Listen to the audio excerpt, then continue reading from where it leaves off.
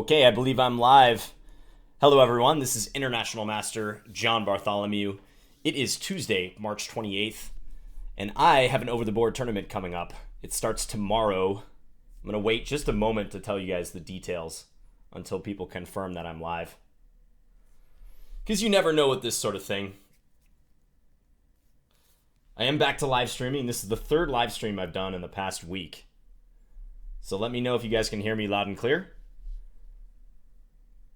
We already have many fire emojis in the chat. This is promising.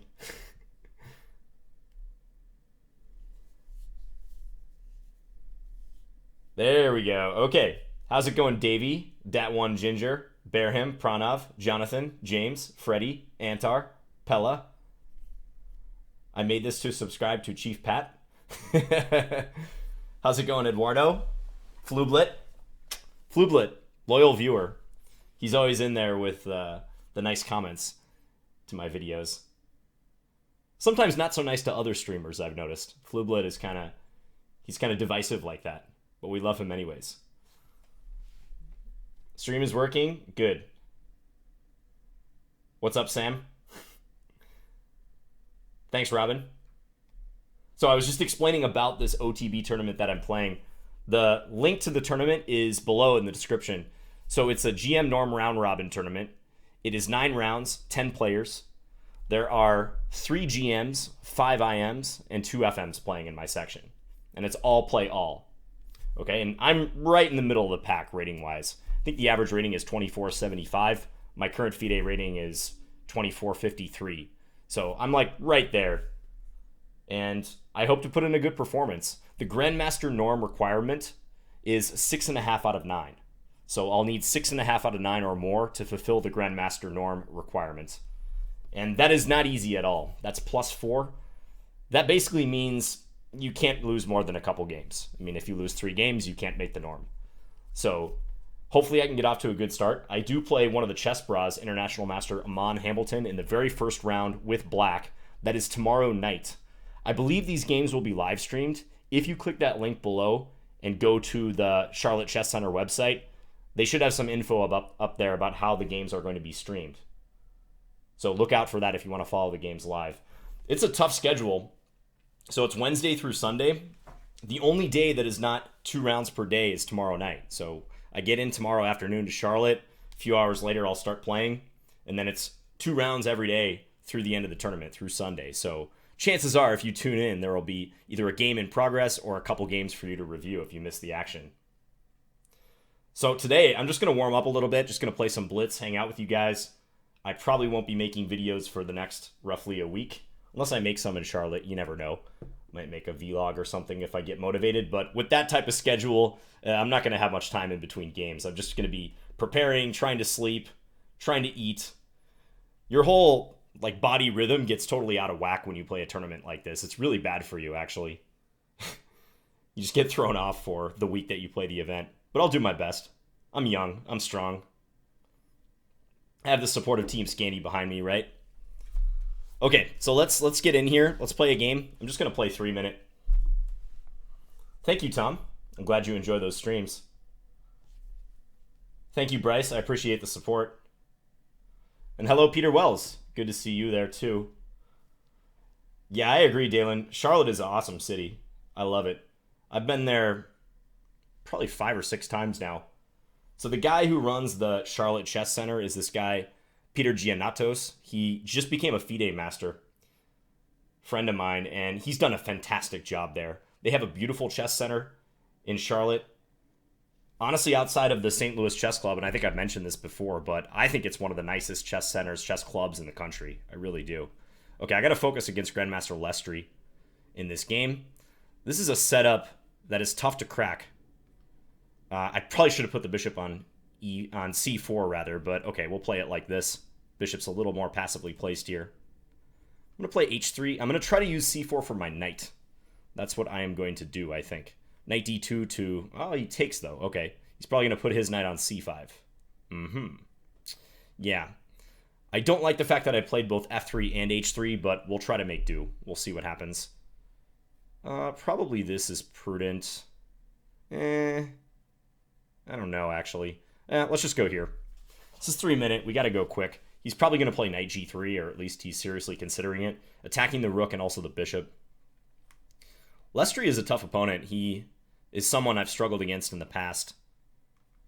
Although I haven't played him in ages. Which rook to use? Let's go here. So I've got a little more space in the center, but make no mistake about it. Black's center play, their structure there, these 2 pawns, is difficult to deal with. It's hard to break it down. If he takes on e2, I think I'll take with the d knight. He goes f5. Aggressive. Okay. Maybe check. Checking looks good. 3 minutes, just so bang bang. I mean, I got to remind myself to play it more like bullet than blitz, as people have pointed out in the past. Can't disable the chat overlay now. It is up there to stay. Sorry about that. Some people like it, some people hate it. What can you do? That's life. Okay, I'm thinking bishop f4 or bishop f2. One of these 2 moves. I kind of like bishop f2 a little bit more. Yeah. So attacking the knight. If he plays f4, I can just take it with my queen. So yeah, he plays bishop here. But I feel like maybe now there's some back rank issues for him, huh? Like, do I even have knight takes followed by bishop takes c5? It's a weird tactic. Also, knight takes f5 right away. But maybe that's not doing anything. Knight takes c6 take, bishop takes c5. Weird idea, but it... Oh, no, never mind. His bishop is defending his queen on d8. That would be bad. Do not play that way. All right, let's just take. I think capturing is probably best.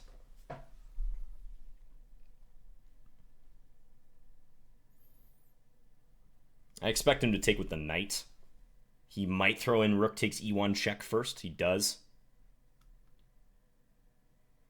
Let's try to set a little trap here. So now if he takes with the knight, I think he's going to run into issues on c5. No, he won't. Never mind. His bishop develops and covers. Annoying. Okay, well, the game goes on.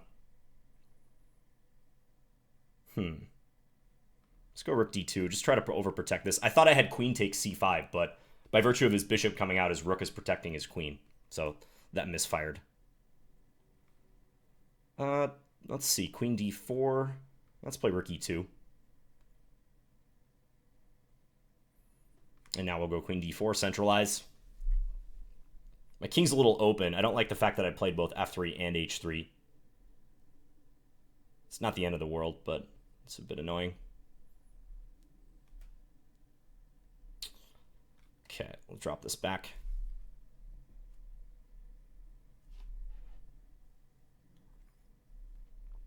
I got to get this bishop active somehow. It doesn't stand well right now because it's blocked in by all these pawns. Maybe move this knight too. Yeah, probably maneuver. Try to get the knight working. Is he going to play rook e8? And then after I take with a bishop? Seems logical. Moving the knight also frees up for c4 in the future, maybe. But yeah, I got to figure out this queenside situation. Don't really want him to use that square, so I think I should play this move. All right, let's take. Bring the knight up.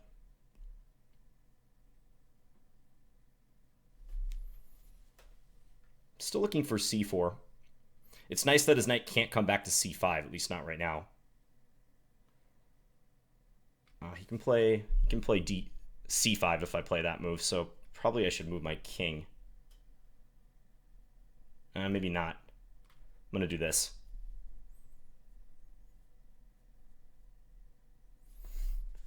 Maybe knight e5. Hit the bishop. Wants this pawn. All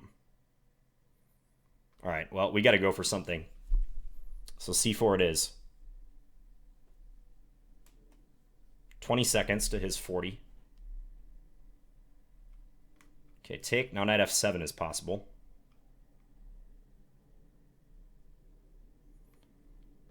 Let's just defend. This position looks a little shaky all of a sudden. Maybe start advancing on the king side or something. Keep in mind that I have knight g6. Not right now, though.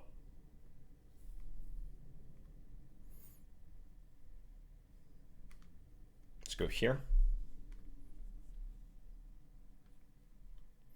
Let's go here. Playing way too slow right now, but what can you do? Ooh, I'm up a piece now. Okay, now we got a pre-move.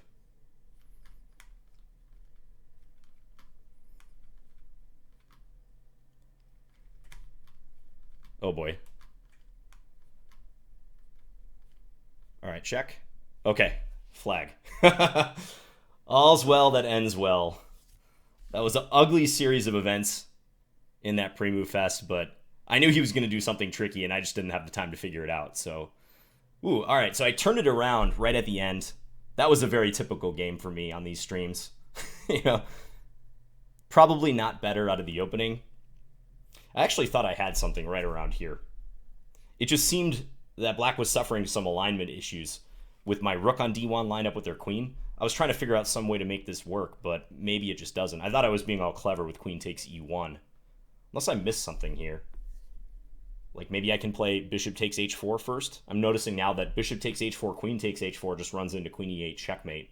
So on bishop takes h4, black would have to play knight takes h4. But again, I don't see a good way to exploit that. I'm just going to flick on the engine because I'm genuinely curious. Engine says g3. Pawn to g3 and I'm +2. Ah.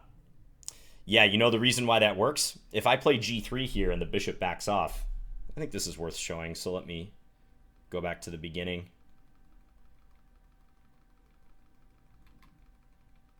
I think I can edit the board, right? Yeah, so queen takes e1 was a good move from the looks of it. So if I play g3 right here, and then the bishop moves somewhere, let's say back to f6, I think the main idea is that now I can take, and after bishop takes, I can do this bishop takes c5 move. This is what I was alluding to in the game, that alignment issue. You always want to look for rooks lined up with queens, be it your own rooks lined up with the enemy queen or vice versa. You should be on high alert if your opponent's rook is lined up with your queen. And that shows you how you can exploit such a device. Whereas in the game I took on f5, but after he takes on f2, now I have no bishop takes c5. For a second I thought I was just winning a piece, but of course if I go ahead and do this now, black takes and the rook on a8 is now free to defend. So that's nifty. g3 would have been a good move right there at the moment I showed it to you. Hey John, FIDE has a job opening for you. They're in need of a president. Yeah, so that's alluding to all the drama with FIDE and Kherson Ilyumzhinov, the president of FIDE. There was a report circulating yesterday that he had resigned as FIDE president. I don't really know why or how that report circulated, but apparently it was false because he put out some sort of press release saying that no, in fact, he had not resigned and he will not resign. FIDE is a very complicated organization that a lot of chess players have some distaste for. There's just a lot of drama going on with FIDE. At some point, I hope FIDE either changes its administration entirely or some other organization comes along to replace it, because they've dropped the ball on numerous occasions, especially in organizing some elite events. Just take the World Championship, for instance. There was a lot of uncertainty about where it was going to be, who the sponsors were. You got this other company called Aegon in the mix with FIDE that not many people are happy with. So I think it's time for a change. And many other chess players feel this way too.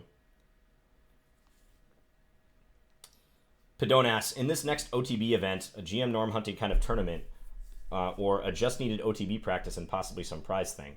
Oh, it's a GM norm tournament, Pedone. So this is the third tournament I played in the last 2 months, and this is the most important as far as my chances to try to progress towards the Grandmaster title.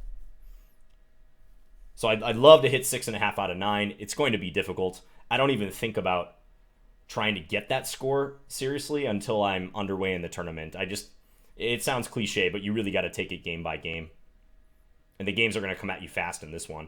A lot of times in these norm tournaments, you have one round per day and it lasts a week and a half.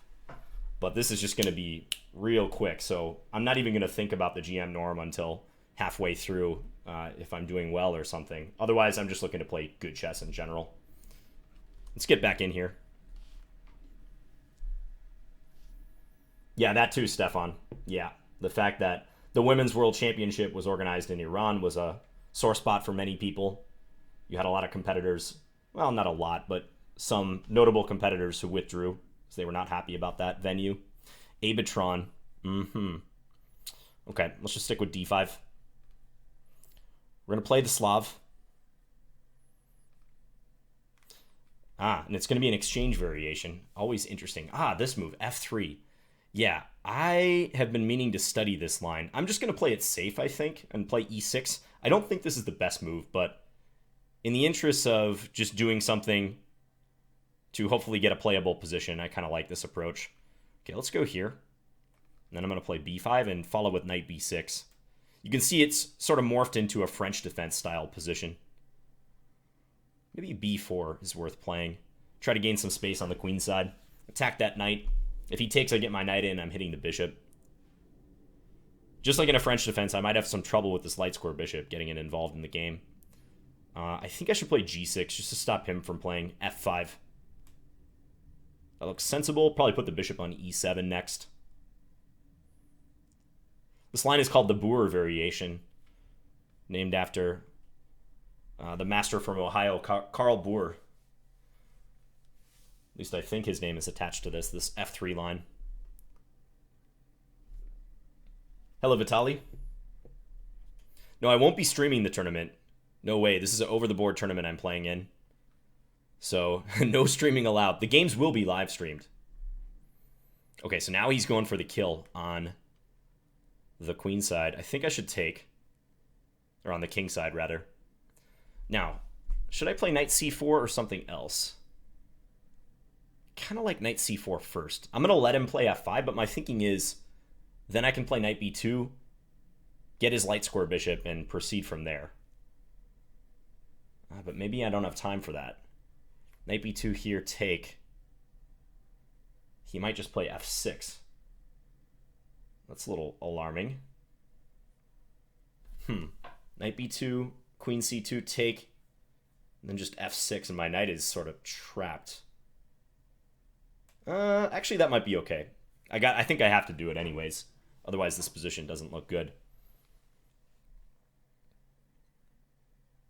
In an ideal world, he'll play queen c2, I'll take on d3. He'll just recapture, and then I'll take on f5, and I'll win a pawn. He's going to go there.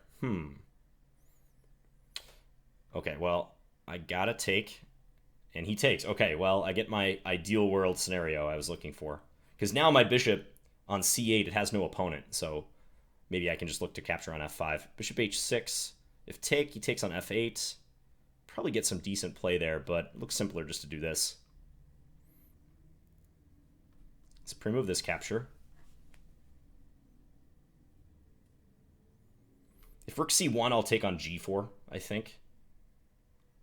Okay, this is looking awesome now. Let's go f6. I don't want him to use the g5 square so simply. Bishop h3. Yeah, hit the rook. I'm trying to take on e5 very soon.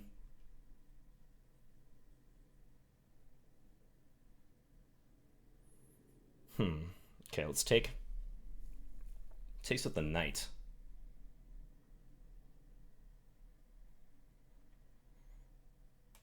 Okay, I think I gotta take. If he takes with the queen, I'm gonna play bishop f8. But then he has rook takes f8. Well, he should have taken with the queen there, I think. That probably would have been good for him. Now let's do this with an eye towards playing bishop c5. He's got a lot of stuff stacked up on this diagonal. Yeah, he might have missed an opportunity there. Queen takes. This move. That is interesting. So bishop c5 here. Take, take, take. Yeah, I see your point. Bishop g4 maybe? Let's do that.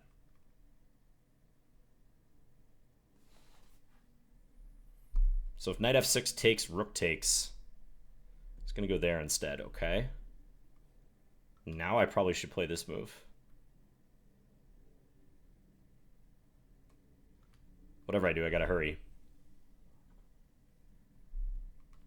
Let's do this. Take.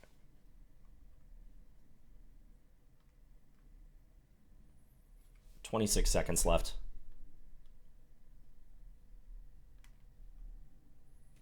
I'm looking to trade with him. Okay, we're just going to simplify. And then bring our king up.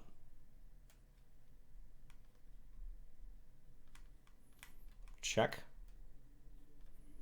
Now my d-pawn should be strong.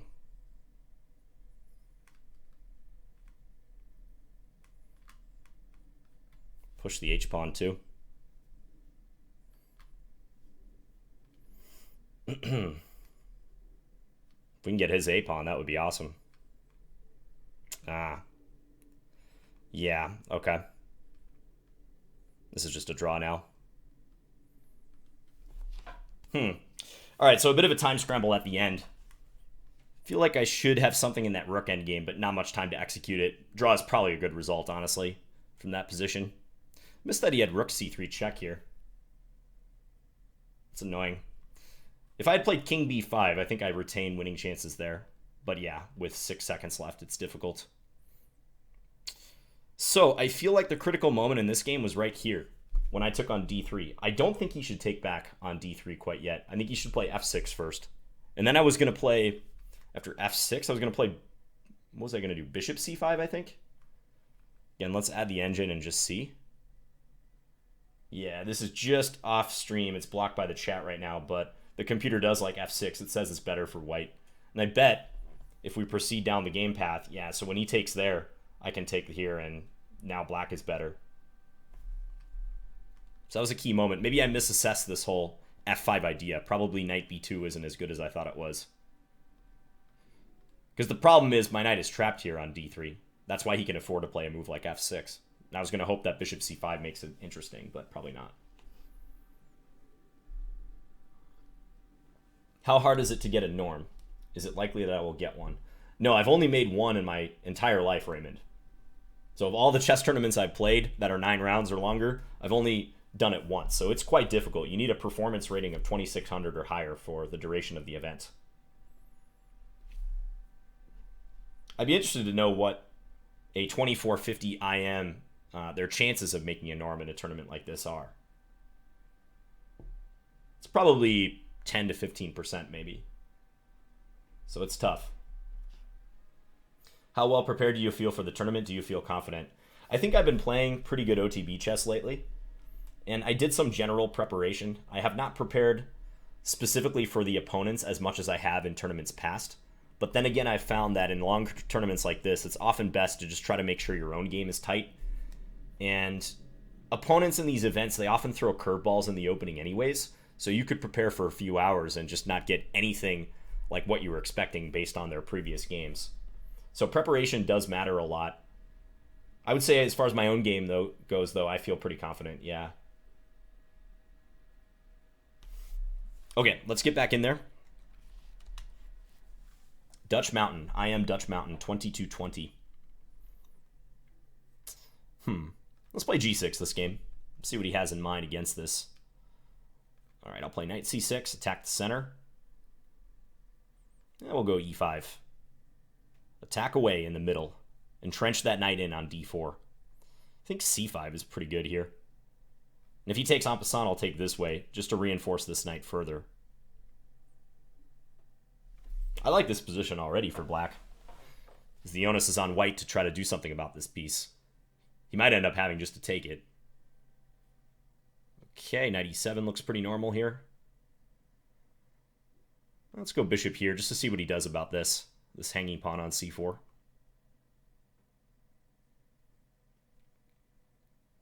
If b3, yeah, now he's weakened himself on the queen side a bit, so maybe I can even make a case for playing over there. Queen a5 is interesting. I'm going to try that. Active move. Trappy looking move, but could be good. Yeah, why not? Let's do this. So rook lined up with the queen. I was talking about alignment earlier. So this is a cause for concern for white. I'm threatening knight to f3 check.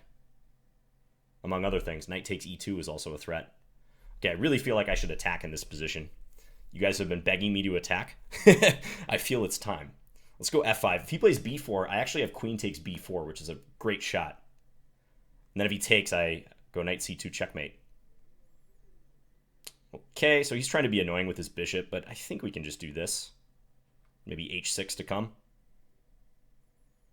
Okay, now knight c2 is looming. What are you going to do about that, Dutch Mountain? This looks painful. I've got all my pieces activated. His bishop is still just sleeping on f1. Okay, so he guards against knight c2. e4 looks thematic, opening the position. h6, I kind of want to play h6, but I don't know if I want to take the time to do it. I think e4 is probably appropriate. Yeah. So I'm trying to get this bishop, another alignment thing, this bishop on the same diagonal as white's queen. Now I'm threatening knight takes e2. Okay, rook takes or bishop takes. I don't know. I'm going to take with a rook. I think he's going to try for b4. Not sure which one was better there, but I have little time to figure it out. He does play b4. Take.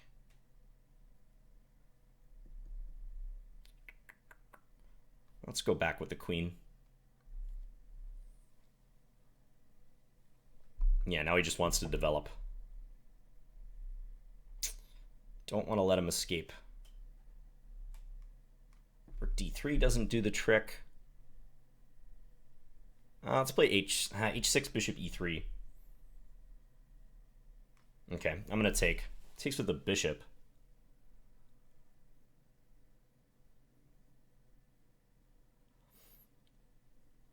Problem here is he's going to castle next move. But all right, I got to keep going. Queen e5, he's going to castle. I'm going to play like rook d8 then and try to lean on him. So attacking the bishop, trying to destabilize the knight on c3.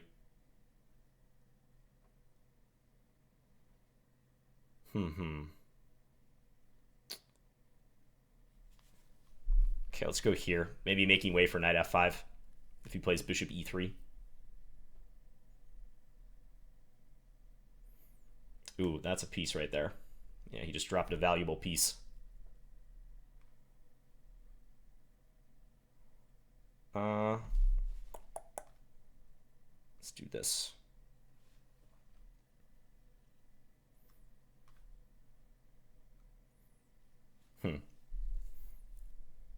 Might win the e4 pawn, but I'm just trying to get my king safe. Play bishop d4, get my pieces back involved again. Can't really trade here, I don't think. That seems bad. Watch that time, John. 33 seconds.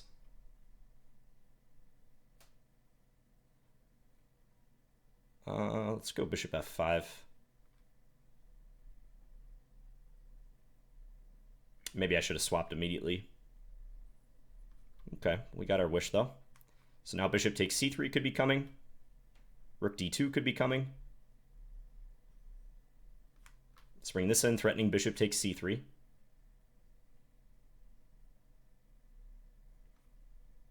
Let's do that.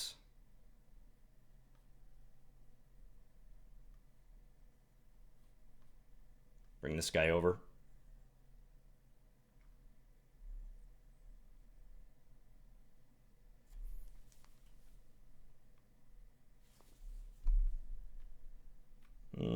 Let's go here. I don't really care about the g-pawn.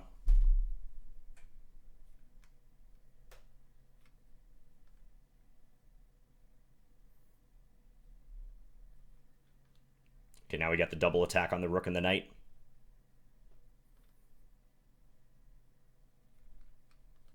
If he takes, I have bishop c6, importantly.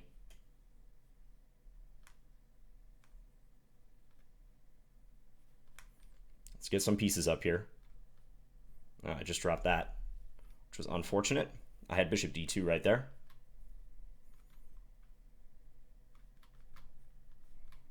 Oh, John, you're so slow.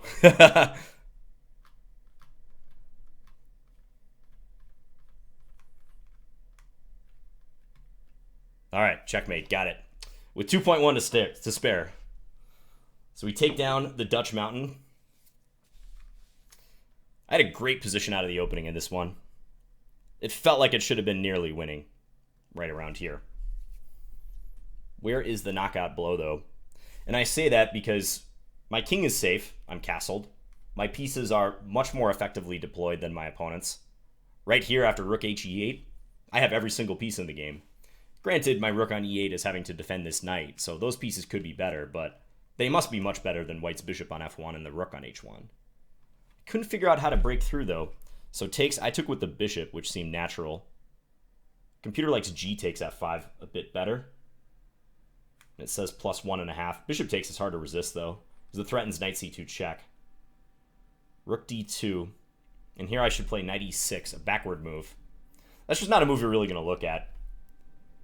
The computer points it out immediately, but to a human, yeah, I don't think you're going to play this way in this position, especially in a blitz game. You're just going to keep moving those pieces forward. e4, take. Took with the rook. Here I should play rook takes d2. Because over the course of the next few moves, white manages to get their light square bishop out and castle. Yeah, and it's almost equal right around here. E3 would have been interesting, because white can't take with the bishop. Fortunately for me, my opponent just flat out blundered here. Queen a3 allowing rook takes d2. So that should have been instantly fatal almost. But he made it interesting after this. Okay, let's go for another one. I'm over 2400 now, so this is nice. Let's play e4. I am Magnon. Don't know who this is. I feel like I played them before, though. Mehmed Pasalic. I have played them before. Yeah. I'm sorry I'm playing an exchange variation. Just force of habit, taking on c6. It's a line I used to play quite a bit. I played this player in the US Chess League. Should I play d4 here or something else? Let's go queen e2. So looking for knight c4. See if we can get him to take.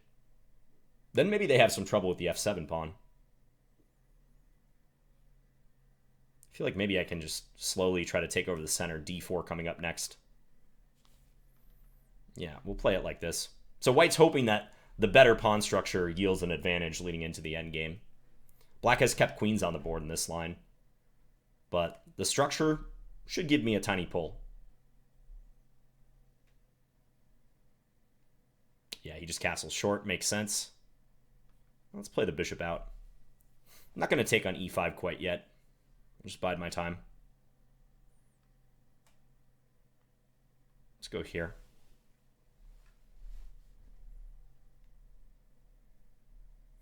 Probably a rook coming to d1 very soon.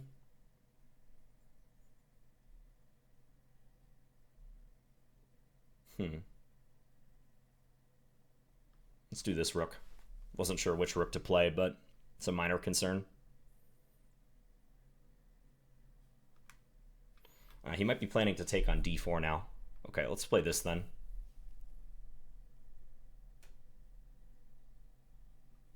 Let's go a4. Just probe on the queen side as well.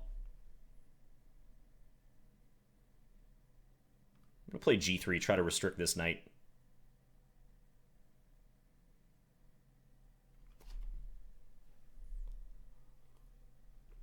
We got 500 watching, huh? Nice. Hello, stat machine. Which way to take? Bishop was my first instinct, so I'm going to go with it.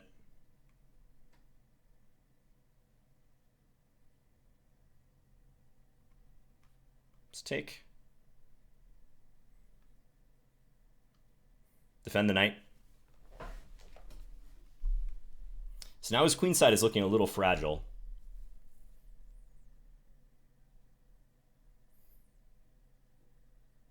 Probably capture is good. Let's play rook d5. I am letting him take, but he'll still have doubled pawns after I retake with my pawn. Maybe I can look to inconvenience his queen a little bit. Goes there, okay.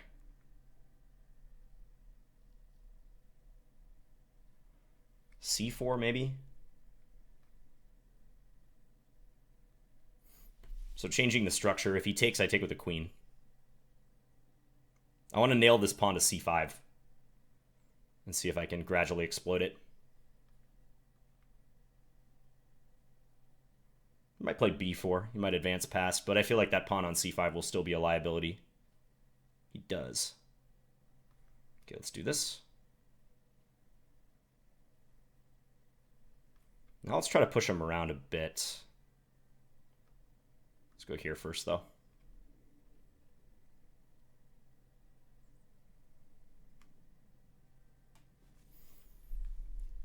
I feel like I'm better still.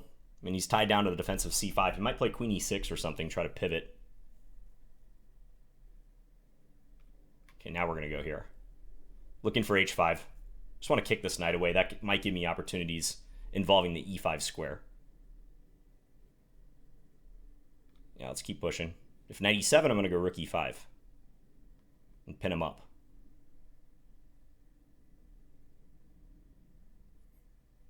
I'm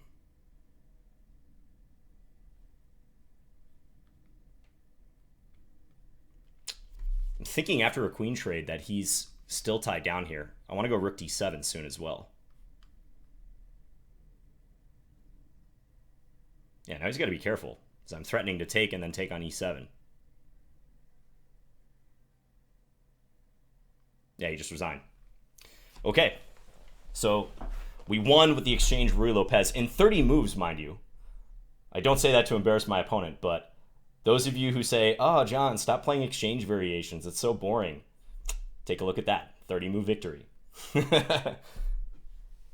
So for those who don't know, this was the Ruy Lopez, or the Spanish game. Bishop b5 on move 3. This is considered to be the most high caliber and critical response to e4, e5. So getting into this. And after a6, most of the theory revolves around bishop a4, preserving the bishop. But bishop takes c6 is a nice practical weapon. And I would actually say, for most beginning players, you'll probably understand the play after bishop takes c6 more.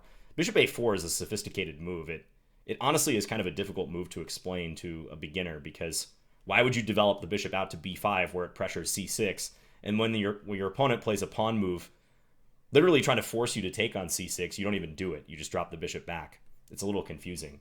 Whereas bishop takes c6, you double their pawns.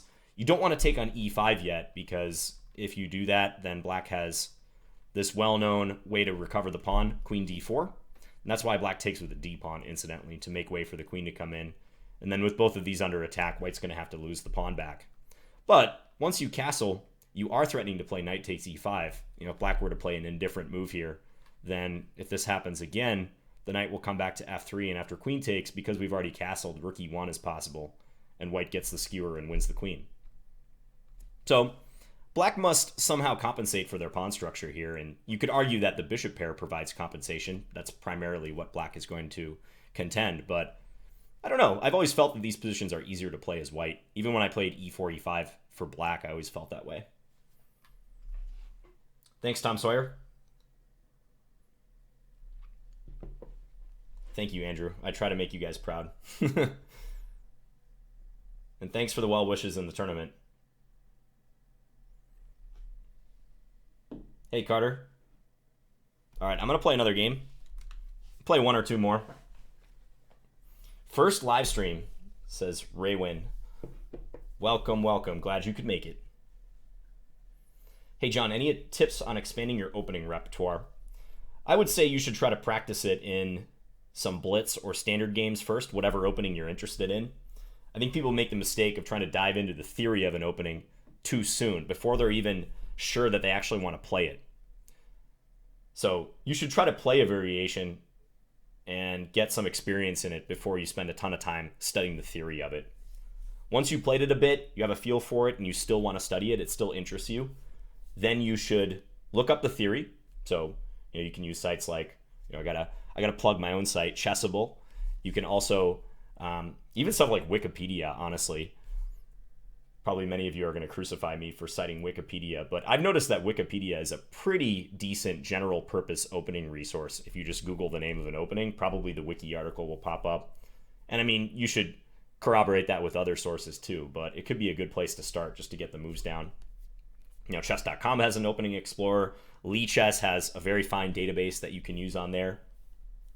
So you want to explore the theory. Also, you should try to identify some players, preferably grandmasters, who play the opening that you're interested in, and just religiously go through their games in that line and see how they treat those positions.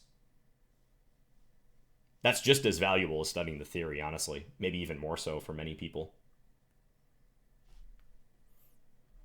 I only do it on average once per stream, Ali.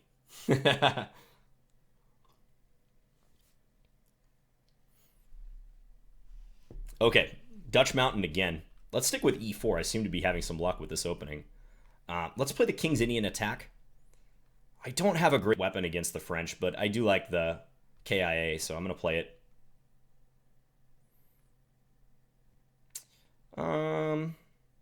Let's play c3. I think in this line they kind of wait. They sit back and wait for you to play e5, so I'm going to try to cross their plans a bit. Maybe hold off on that. Okay, so this is interesting. Let's play a4. Now maybe knight c4. Bishop f4 is a move I can look to get in. Ooh, does that move work? Take, bishop f4. That very nearly wins material for me. Let's actually do this first. Let's see if I can get them to take and then play e5. Might be a little more uncomfortable for them. Okay, which way to take? Bishop or... Let's take with the... Yeah, let's take with the bishop. I think I should drop this all the way back to c1, as weird as that looks. It's out of the way there. I want to try to get knight e3 to d5 in. Maybe also a5 is a good idea. Yeah, let's start with a5. This is a nice position. I like it already. a6, that would be totally standard. Go and attack that bishop. Can almost play discoveries with the knight looking for queen takes, but no, let's just do this. Try to plant the knight on d5. So now that pawn is very shaky. I'm threatening queen takes b5. Also, the knight is poised to jump into d5. This is a nice structure. You got the pawn on c3. It defends the d5 square. Well, let's dive in. Let's go here. Just rip open the queen side, basically. Attack c4 twice. Also, bishop a3 is in the air.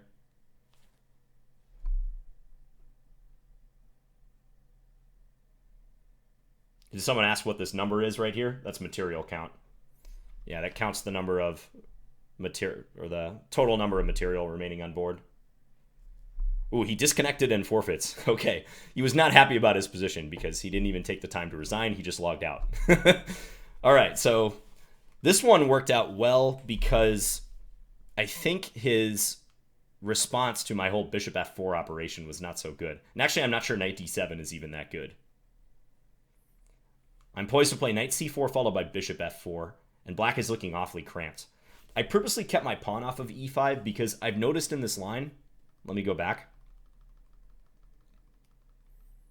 So, like right around here, let's say, if you play e5, knight d7, this is what you typically do in the King's Indian attack, and then you go knight f1, you play like bishop to f4, maybe queen to e2. But I've noticed in this line, it can be kind of tricky to defend this pawn because if you play bishop f4, for instance, they're ready to play h6 followed by g5. And because black has not committed to castling kingside, and in fact, they'll probably go queenside, they can just advance on the king side with reckless abandon. I don't think this is so good for white. I've stumbled into this a couple times. I remember a tournament game I had in this line like maybe 13 years ago or something, and I didn't like the position that I got. So that's why I was trying to keep the pawn off of e5 and let things develop. This is a good pawn structure to remember, especially with the knight on c4. It just fits very nicely because the pawn on c3 defends d4 and b4, so that restricts the knight on c6. The pawn on a4 stops black from playing b5, so the knight on c4 is secure. It can't be chased by a pawn. And I have this pawn break idea, this lever with a5 that I can use to try to open the position and weaken black's queenside further. So I think white is doing pretty well already at this point. Clear advantage white according to the computer. Yeah, plus 0.7. And apparently here I should have taken on e5 and probably then played bishop f4. Why didn't I like this? I thought black would play bishop f6, but maybe I can pile up on that knight further. Maybe even queen h5 ideas are possible. Engine just wants to do this. Aha. And then if b5, I can win a pawn. So you can see that in this case, black's kingside play is never getting off the ground. All right, what do you guys think? Should I play one more game? Then we'll chat for a little bit, and then I'll call it a day. I do have to catch a flight tomorrow morning, so I'm not going to be streaming for too much longer. Let me know. What do you think? One more game? I probably shouldn't ask questions that I know the answer to, but we could do something else too. I could just answer some questions.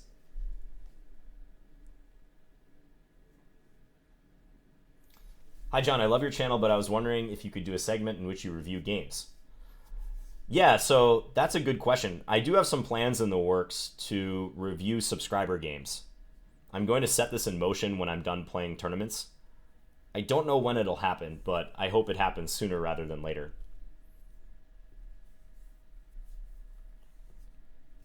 That's a good suggestion.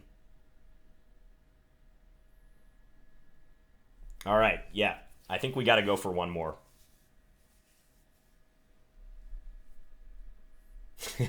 One more game. Let's make it count. I'll probably be black in this game because I think I just had 2 whites in a row. Thanks to those who are staying up late to watch this stream. It's almost 7 o'clock p.m. U.S. Central Time, so I know in Europe it's quite late. In other parts of the country it may not be the best time to watch the stream, but thank you as always.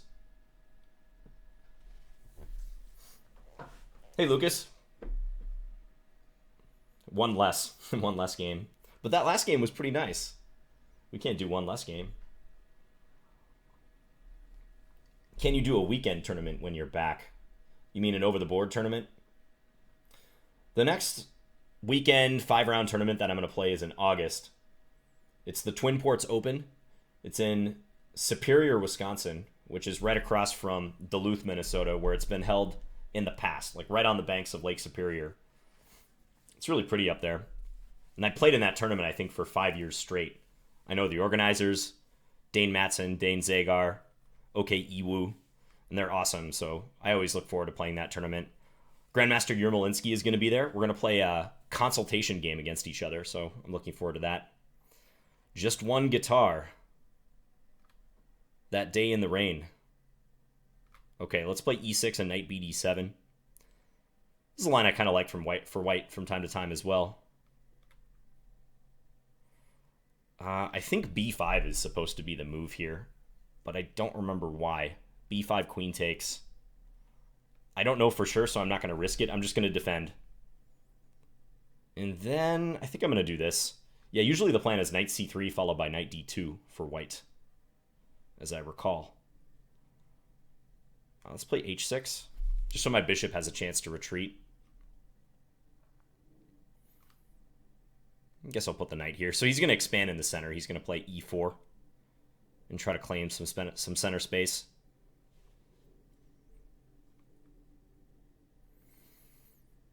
So I'm a little cramped, but I'm not feeling too bad about this position.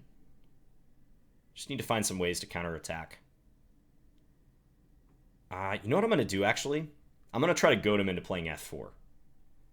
That gives him more space, and I will have to waste time moving my bishop back, but his center could be harder to maintain. That's what I'm going to hope. Huh, he actually just lets me swap. All right. So now my queen fits nicely here on e7. This is sort of typical for the Slav. You have a bit less space, but you're solid. You've got few weaknesses.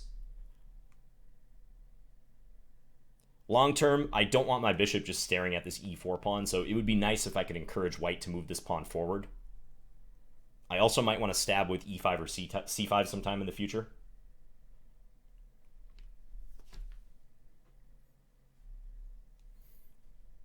As I've said before, when you have a lot of space, it comes with responsibility too. You actually have to come up with a plan to try to justify all that space. Let's go here. This at least forces his queen back.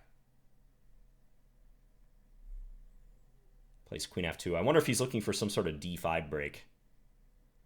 He might be thinking about that.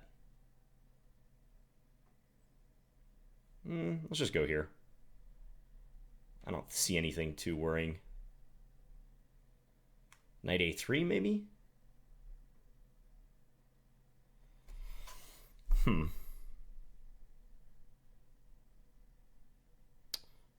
Let's play knight d6. I'm not sure about the knight on a3. It looks a little odd. Queen b2 might become a liability over there. And he does. Okay, so he's going to try to force matters. That might be a good decision. We'll find out. But I'm going to take first. It's nice that I can play c5 here. Maybe I should take this opportunity. Yeah, c5. So blocking queen takes a7. Also now, notice my bishop is freed up. It's aiming against this knight on d3. I think that trade probably benefited me. Let's just play queen f8. So I'm threatening bishop takes d3. Now that my queen isn't under fire.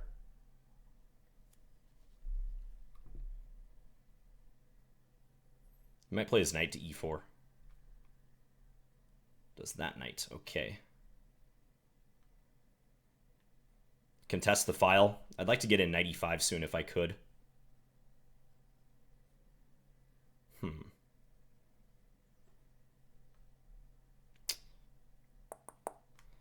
Okay, I'm gonna go here, I think.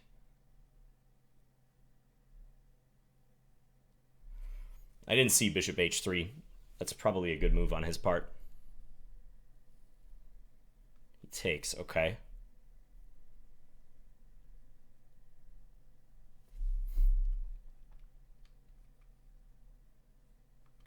Play b6, stabilize this guy. Now, do I send the knight into d4 or d6 to try to trade for this knight? I don't know. This knight might also come up to e5. He's going to force me to that decision. Well, let's go here, first of all. I don't want to trade with you yet. I changed my mind. The knight is going to d6. Again, I don't want to trade for that knight. I don't know why, but... Structurally, I like my position. He's got the isolated pawn, so I gotta believe that's a problem for him down the line. Can play rook to d8 coming soon.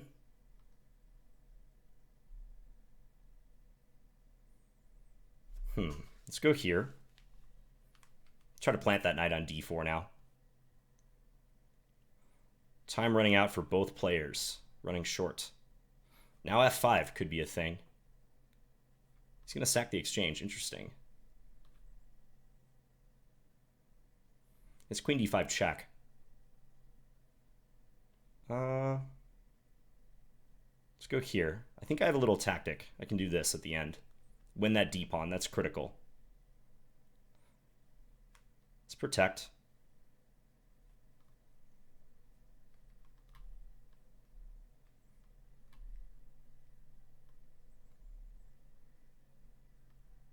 Oh, I had rook takes e4 there. Let's see if he repeats.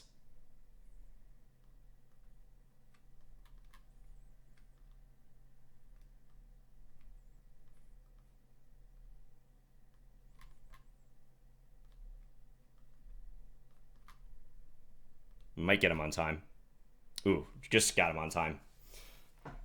Not the cleanest victory, but that's 3 minute, and that's blitz chess in general. Rook takes e4 would have been a nice way to finish it off right here. So right when he played rook d6. Actually, I don't even need rook takes e4. I could have just played rook takes d6. His knight is pinned. Whoops. So that was an entire rook right there. I just kind of instinctively went away from the trade. I don't really know why, because I'm up material here. I'm up a point of material, so I shouldn't be avoiding trades. Okay. So in that one, I felt like his d5 move kind of missed the mark. Because if the end result is that my bishop gets liberated on h7 and he ends up with an isolated d-pawn that's just firmly blockaded by my knights. Knights make excellent blockaders, by the way, of passed pawns, so my knight on d6 is doing an exceptional job. Then I think d5 was a bad idea. He might be a tiny bit better if he doesn't play d5. Let's just check the eval of this position. Yeah, computer says actually substantially better. Plus 0.71. Doesn't like how cramped I am here. That seems like a lot, but white does have vastly more space than I do. Yeah, after d5 it goes down a bit, although it does say I should take with a c-pawn instead of the e-pawn. Because I feel like this position is perfectly fine for me. I don't know if I'm crazy, but I actually prefer black here, even though the engine says it's slightly better for white.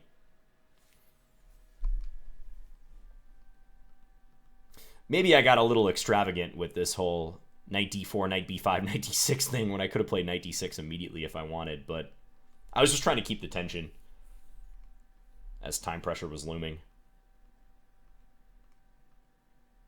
Still roughly equal right around here. I think in time pressure, this is a harder position to play as white than black, though, because I maintain a compact formation. White has to worry about their d-pawn, which right now it's looking like more of a weakness than anything else. Also, they got to worry about f5 or knight takes f3 ideas. Knight takes g4, perhaps.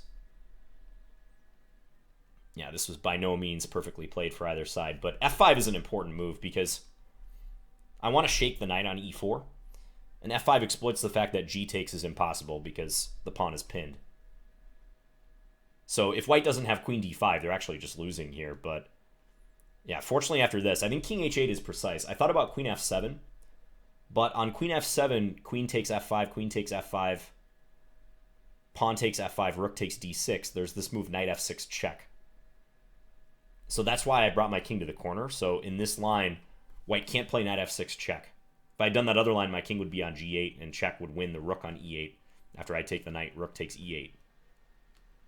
So now this should just be a technical win, but yeah, I nearly blew it in time pressure. All right, so how did we do stats-wise this session? Didn't lose a game, which is always awesome. Yeah, so we won 1, 2, 3, 4, 5. 5.5 out of 6. I will take it. John, I have a question, says Yali. Fire away. How would an 1100 person improve? Well, I get this question a lot, and it really depends on, you know, your individual strengths and weaknesses, but one thing I always advocate is that you play longer games. And I'm going to even say 30-minute games or longer if you can. I used to say 15-minute games, but I've explained recently in some streams I'm starting to rethink that. I think lower-rated players, you really need to play games as long as you can manage, really. And try to focus. And then analyze those games thoroughly afterwards. On your own, without the help of the computer. Also with the help of maybe a higher-rated player, a buddy of yours who happens to be better at chess than you. Try to analyze with them. You might want to watch my Chess Fundamentals and Climbing the Rating Ladder series. I think both of those are pretty good. Climbing the Tactics Training Ladder is another series I'd recommend. Hello, Andy. Do you think the London system is a good opening for players in the 1400, I think you meant range, to improve? I mean, you could do it with a lot worse openings than the London. I would say probably if you're below like 1800, you should stay away from systems as your only weapon, especially as white. So the thing I don't like about systems is that they don't encourage creative thought. You kind of just play the same 10 moves, same 15 moves or thereabouts, and you just try to get to a middle game. And it's not like you're hoping to win in the opening, but I think when you're a lower level player, you should try to expose yourself to more positions, as many different types of positions as you can. And with a system like the London as your only weapon, you may not get to do that. You might just fall into a routine. Sure thing, Imperial Cuber. Do you have Instagram or Snapchat? I do have Snapchat, but not Instagram. Maybe I will open an Instagram at some point.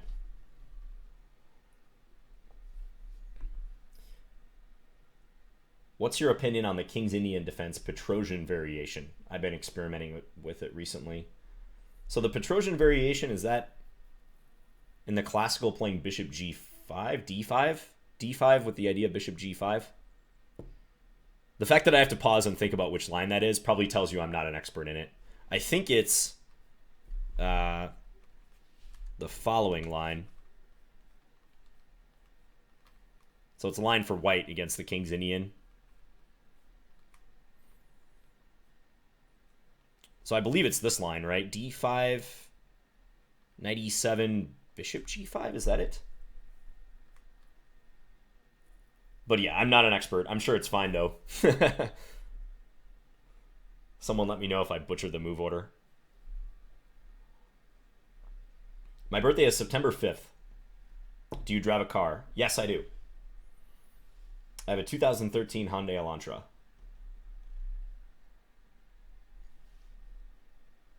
Is the king behind you part of a set, or is it alone? Unfortunately, that king is alone. I got it as a trophy for winning the Minnesota Open a couple years ago. John, would you be a good chess boxer? I'd like to think I would be, but I would probably never do it because I'd be worried about taking repeated blows to the head, and I value my noggin too much. I do love boxing, though. And chess boxing, of course, is very interesting, combining two of my interests. I think I would be not bad at it. I like the footwork of boxing. I do some heavy bag workouts from time to time. Hi, John. When to rely on intuition versus calculation? So the sharper the position, Wael, meaning the more one move can just sink you, then the more you need to rely on pure calculation and the less intuition can guide you responsibly. If a single tempo is not that important in the position, then chances are intuition is okay to kind of guide you along. Of the two, calculation should always trump intuition, right? Because calculation is what's going to be correct or what you think is correct in the moment, whereas intuition is just based on your chess experience, what moves you're going to look at, what you kind of feel might be correct, or what you should spend time examining. So the sharper the position, the more you got to look at pure calculation and basically put intuition to the side. Whereas if it's a slower, more positional game, then your experience is going to be of great value to you. When did you start to play chess? When I was in second grade, so I think when I was about 8 years old. And I started playing tournaments when I was in fourth grade, so maybe 10 years old. John, do a Minnesota accent. I feel I do it all the time, Tashi. Just with my pronunciation of bag. That was a Minnesota accent right there. I won't reenact Fargo for you, though. Not right now, at least. Mayweather or McGregor, who you got? Floyd Mayweather or Conor McGregor? I mean, you got to go with Pretty Boy Floyd in a straight-up boxing match. Am I like playing a game? Why is my time timing down here? This makes me nervous. I think because I just made a move. ICC still thinks there's a game going on. But yeah, I hope they do make that fight. It sounds like it's going to happen. Conor McGregor is a freak of nature, though. That guy is just, I mean, he's an animal. I can't wait to see that. I might even shell out for pay-per-view for that fight. But I've watched every single one of Floyd Mayweather's fights, and I mean, the guy is just a genius. He's a defensive genius. So I think Conor's going to get frustrated, and Floyd will just do his Floyd thing. But, boy, if Conor somehow managed to knock out Floyd, then that would be the story of the century, sports-wise.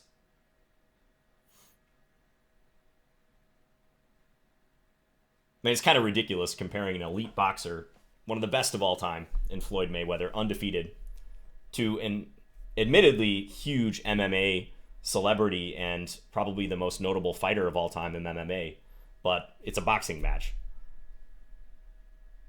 Floyd would obviously get killed if it was in the octagon. Paydon, do you ever play the Najdorf for any length of time during your career? What made you choose the Khan? Yeah, I used to play the Najdorf when I was around 2000 a little bit. So I didn't like in the Najdorf getting into tons of theory. It's probably the most theory-heavy opening in all of chess. Maybe a couple other openings can make a claim to that. So this is the Najdorf variation, A6. Starts with a very unassuming move, just a rook-pawn move that guards the b5 square. But I didn't like basically facing everyone's pet line whenever I played the Najdorf. So that's what caused me to look into other Sicilians. And I didn't play the Sicilian for a long time. I think between the ratings of like 2000 and 2400, I very seldom played the Sicilian against e4. But I don't know, maybe 6 years or so ago, I started looking at the Khan because it still has many aspects that are present in the Najdorf, present here as well. But you control two squares that are traditionally weak. And most importantly, I think you stay flexible with your development. You don't commit any pieces yet. And in fact, even on the next move, you oftentimes don't commit a piece. You play queen c7.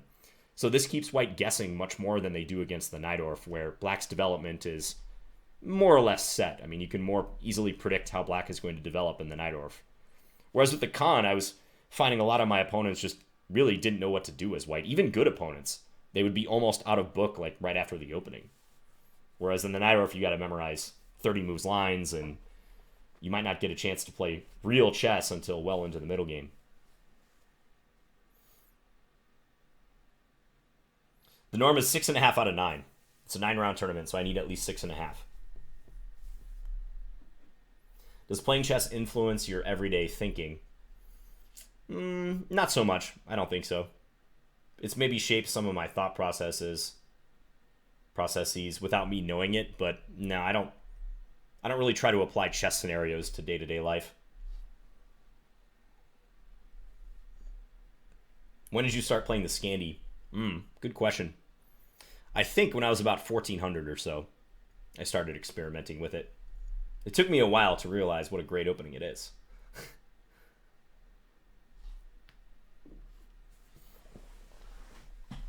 John, I'm trying to see why you couldn't take with the knight with the bishop on d3 at move 23. Perhaps you can explain why this wasn't a possible move. Oh, you mean in this game against just one guitar? That was because he was attacking my queen, if I'm thinking of the moment you're referring to. Yeah, right here. So this is move 23. So he's attacking my queen here on e7. So yeah, I don't have time to do this. I got to safeguard my queen first. That's why I played queen f8. And now I am threatening to take on d3. Do you think the Spanish opening is worth studying for a beginner? Yeah, definitely. You might be better off studying the Gioco Piano first. Or not the Gioco Piano, technically. The Italian game. So, which is this line with bishop c4.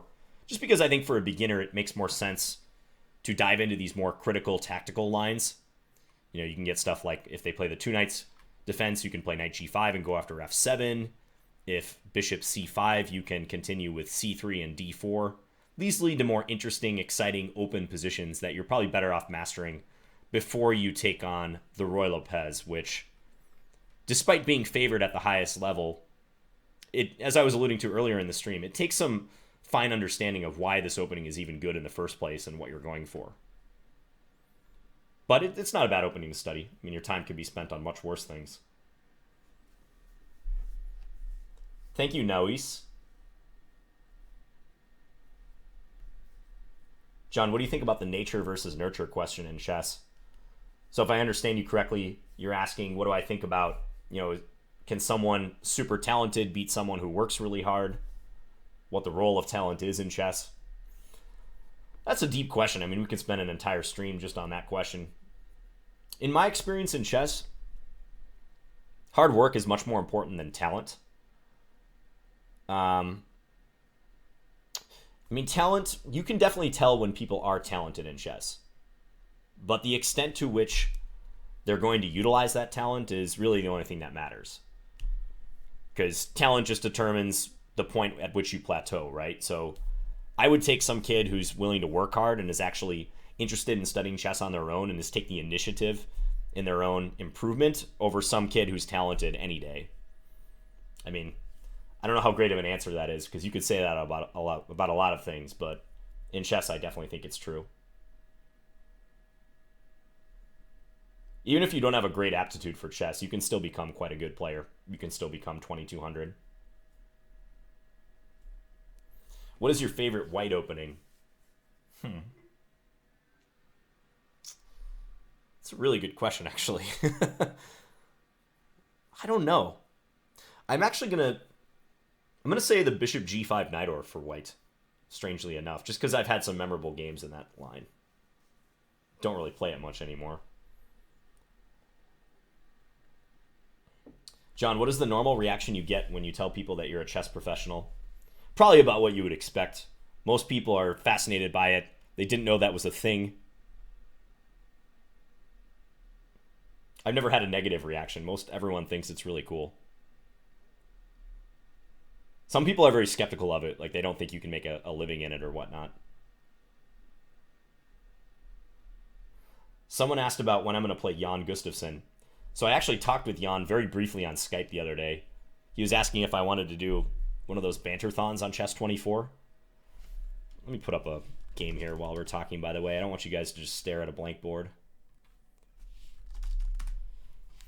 Because Chess 24s, I think they're doing some sort of anniversary banter-thon where they go for 72 hours straight or something absurd. So he was asking if I could do it, but I was preparing for this tournament, so I had to turn him down. But I did ask him quick if he'd be interested in doing a rematch, and he said, yeah, sometime in May or beyond. So hopefully that'll happen. Jan is the only player I've lost to in a dual commentary match so far. So I'd really like to take revenge on him. And just for my own practice, it would be awesome. Who, in your opinion, is the hardest opponent you've ever faced in a tournament? That's easy question to answer, Peter. Wesley So. I played him twice. He beat me on both occasions, seemingly without breaking a sweat. I mean, go figure. He's, number 2 in the world now. I think at the time I played him, he was right around 2,700, though. He played in a couple local events here in Minnesota, back-to-back years. Maybe I'll even post those games if I can remember. But when I played Wesley, I had this feeling that he knew exactly how the game was going to go, and my feeble chess brain was trying to predict how the course of the middle game in particular should go in both games. I think it was black in both games. And I remember he played this move knight e1 in a position where it was not even on my radar, and he just played it so casually as if it was the most normal move and maneuver in the world. And it was a good idea. My position just kind of collapsed after that. And that really showed you the class difference when I played him. Me as an average IM versus a guy who was destined for chess superstardom. Are you going to play more games against Simon, a.k.a. the Ginger GM? I'd like to, yeah. We don't have any concrete plans, but I'd like to. John, did you see Feingold blunder to Carlsen? Yeah, so that was funny because there were a few people that was in the Pro Chess League in the finals between the St. Louis Archbishops and the Norway Gnomes. And I think I remember how the game went. So Carlsen was white and Ben Feingold was black. I think it went like this. Bishop f5. Yeah, c4, e6, knight f3. I think this is the position. So now Feingold as black played the move bishop takes b1. And Danny Wrench in particular was going crazy. He was the one doing the live commentary for chess.com. And he was calling this a blunder by Carlsen, allowing bishop takes b1. And I also saw this chess journalist, Tarjei Svensson, I think is his name. He does a lot of the coverage of Magnus Carlsen, a big-time chess journalist out of Norway. And he was also calling this a blunder. He said, why was Carlsen allowing this? But this is all theory, and the reason why they were calling it as a blunder is that after takes, Feingold did get this check-in on b4. And it's true that white has to move the king, so Carlsen played king d1, because if knight d2, there's knight e4 just winning due to the double attack. But that doesn't automatically make it a blunder. So I thought it was a little naive of both of those guys, Danny and Tarjei, to suggest that the world champion just blundered in a line that he's probably played dozens of times. So I got kind of a kick out of that. But I don't remember what the blunder is that Feingold had down the line. If someone wants to post that game in the comments, they can. But Magnus won very easily from here in a nice fashion. White does have the two bishops to compensate for the fact that the king is messed up. Have I ever played Carlsen? No, not to my knowledge. There was a player I played a few times on my channel who, for a while, I thought might be Carlsen. People were bandying around his name, but I don't think it was. I think it was actually someone with an engine. Have you ever played Hikaru? Yeah, I have played Hikaru. I haven't played him in years, though. I used to play him in Bullet a little bit. So yeah, Hikaru, that's one guy I'd like to play again. And hopefully be able to record it. Oh yeah, Danny and I are buddies. We don't have any plans to do a chess rivals right now. That's mainly because I've been pretty busy of late. But it'll probably happen again. We took a little break.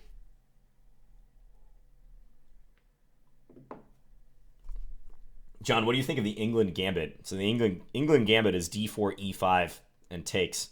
So this opening is nearly refuted. And I actually give a line on Chessable in my d4 repertoire showing how white gets a big advantage out of this. And the line I cite is a pretty well-known line. But yeah, you don't want to play this opening for black. So black usually does this out of this opening. Queen e7, attacking the pawn on e5. And there's basically one trap that white has to avoid, which is bishop f4, check, bishop back to d2, takes. So if white plays knight c3 here, they get a huge advantage. If they play bishop c3, then black has bishop b4. And now if white commits the horrific blunder, queen d2, there's bishop takes c3. And if knight takes c3, you'll drop the rook in the corner. So many games have gone queen takes c3, ending in queen c1 checkmate. That's really the only redeeming thing about the England Gambit, is that black has a chance to do this. But otherwise, it's just a bad line. And you should play knight c3 in this position and enjoy your huge advantage. Like, let's just see what the computer thinks it is. Yeah, it thinks it's almost +2 here. So that's bad news. I actually saw this opening on board 2 of the Minnesota K through 12 championship this past weekend. There was a national master. His name is Jackson Wall. And he was playing this line in the last round. I don't know if he was just messing around or what, but or playing it just for trappy purposes. But yeah, he got into this position as black in the last round. I don't know how the game turned out. Ben, I'm preparing for this tournament in Charlotte, North Carolina. The link is in the description below.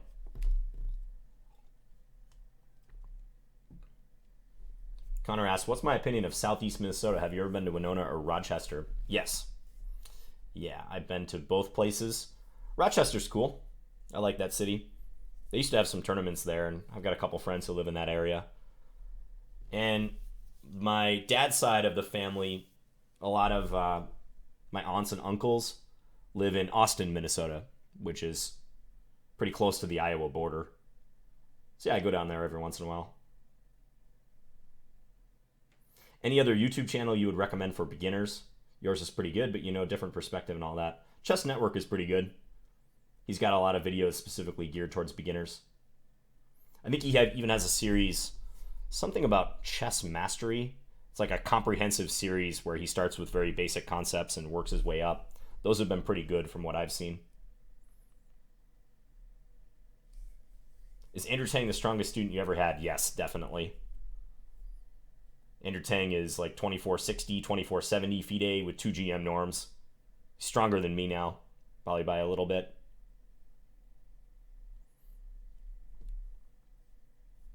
Thoughts on blindfold chess? Good way to practice your visualization. Yeah, very effective form of training. I haven't done it too much myself. Thank you, Isaac.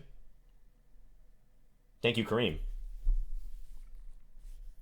Yeah, thanks for tuning in, Padone. And on that note, I think I'm going to wrap it up here too. Just got to get ready for the tournament. Yeah, there is a Rochester, Minnesota. Not to be confused with the Rochester in New York. The much more well-known Rochester. What's your favorite state that isn't Minnesota? I would say Colorado. I lived in Denver for about 6 months. It was awesome. I love that state. If you like the outdoors, Colorado is the place to be. Yeah, thank you, Robbie. He asked people to hit the like button. I never really mentioned that, but yeah, I always appreciate the likes and the shares that you guys give. So I hope you guys enjoyed this stream. Played some pretty good chess. Scored 5.5 out of 6 in these Blitz games. As I said at the outset, I'll be playing that Grandmaster Norm tournament in Charlotte this Wednesday, so tomorrow through Sunday. Check the link down below. I'll probably put something in the comments too where you can look and find the live games. And hopefully I'll be back streaming with you guys or doing some videos next week. So everyone enjoy the rest of your week, and I will talk to you later. Bye, guys. Thanks for tuning in.